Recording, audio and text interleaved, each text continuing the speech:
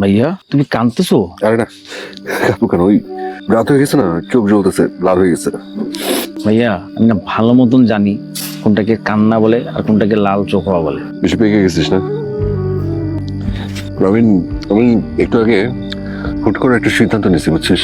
এবার নতুন কি? তুমি তো হুট করেই সিদ্ধান্ত নিতে থাকো, আর তুমি 5 মিনিট পরে কি সিদ্ধান্ত নিবা সেটা তুমি নিজেও জানো না। তাহলে কি সিদ্ধান্ত নিলা বলো? আমি সিদ্ধান্ত নিয়েছি একটু পরে আমি হুট করে এখান থেকে চলে যাবো। কেন? রিয়ার সামনে থাকতে আমার খুব কষ্ট হচ্ছে।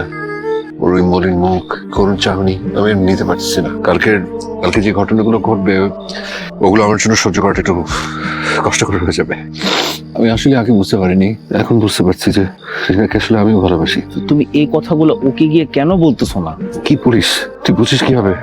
সব ঠিকঠাক, আর কয়েক ঘন্টা পর ওর বিয়ে, আমাদের দুই পরিবারের মান সম্মান সবকিছু নষ্ট হয়ে যাবে। এটা সম্ভব না, কোনোভাবেই না। তাই আমরা এদিকে চলে যাওয়াটাই ভালো। আর শোন, আমি চলে গেলেও তুই কিন্তু সবকিছু দেখে রাখবি, বিয়ের কোনো কাজে যেন কোনো সমস্যা না হয়, ঠিক আছে? তুমি যদি এইভাবে না বলে চলে যাও সবাই কি ভাববে? কিচ্ছু ভাবে না। আর আমি কি নতুন হুট করে চলে যাচ্ছি? হ্যাঁ, সবাই জানে আমি এরকমই, তাই কেউ কোনো মাথা ঘামাবে না। যাবা কোথায়? বাসায়? প্রথমে বাসে যাবো, টুকটাক কিছু জিনিস নিতে হবে। তারপরে কই যাবা?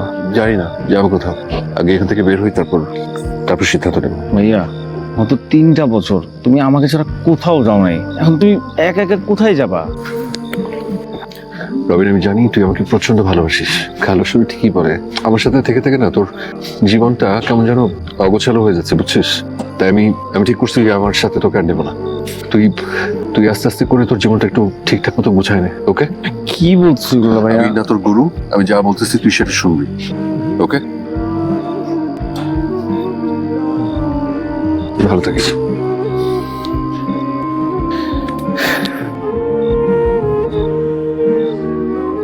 ভাইয়া তোমার ফোনটা তো রেখে চলে যাচ্ছিল।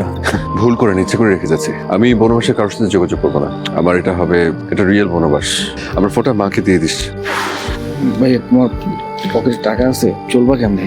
আছে, অল্প কিছু আছে, টেনশন করিস না। আমি না চালাই নেবো কোনোভাবে।